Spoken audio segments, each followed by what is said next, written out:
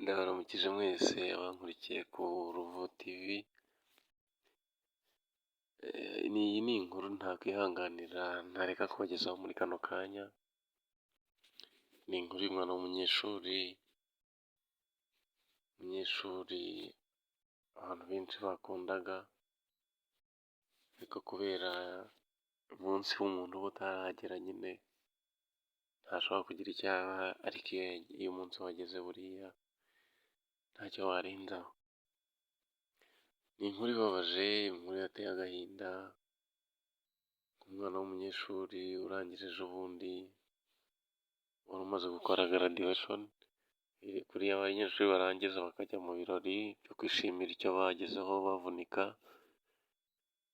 Umunyeshuri yagize ikibazo kimukomereye, ubwo yatahaga ajya aho yari acumbitse kuri abanyeshuri baba bakodesha ahantu hafi y'ibigo, ashobora kuba rero yahageze yatinze cyane, akajya mu ijoro cyane.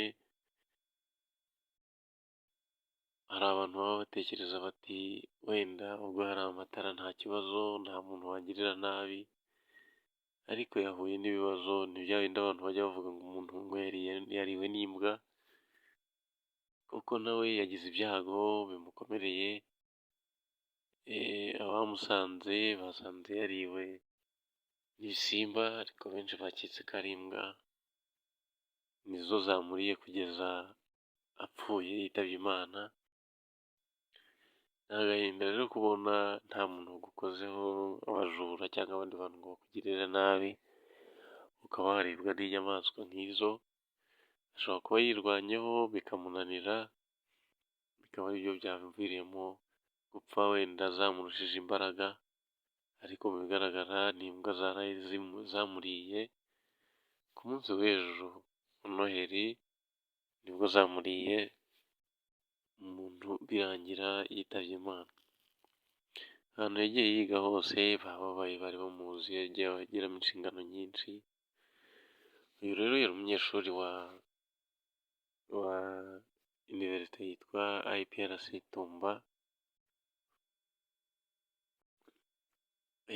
Yari afite muri kuriramo mwumva imyaka yari agize, yavutse 1997.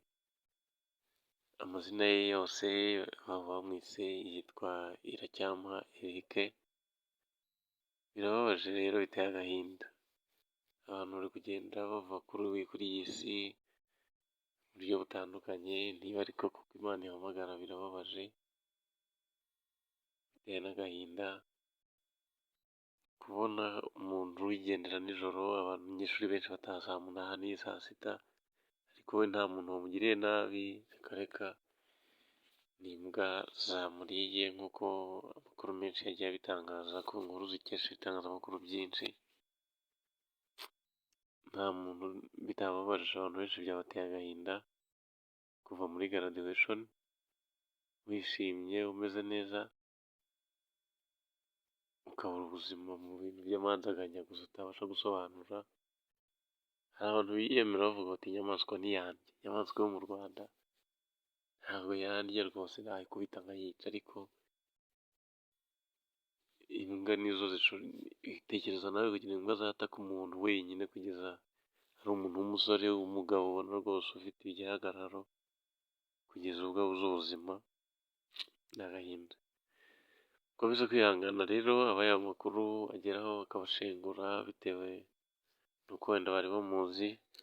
Mukomeze kwihangana. Sinasoza rero ntabasabye kuntera inkunga, ni ugukanda subscribe gusa, kandi mujye muzirikana ko ari ibintu bitagoye. Ni ukureba aho hasi hari akantu gatukura ugakandaho, handi hari utuntu bagusaba like niba wumva nakubwiye amakuru, nubwo wababaje ariko ukumva nabikubwiye neza nk'uko ubishaka kubimenya, bankandira like kandi wandike muri comment ahantu naba nateshutseho cyangwa ibyo nakosora, kugira ngo dukomeze kubana buri gihe, ubona amakuru ya buri kanya kugeraho.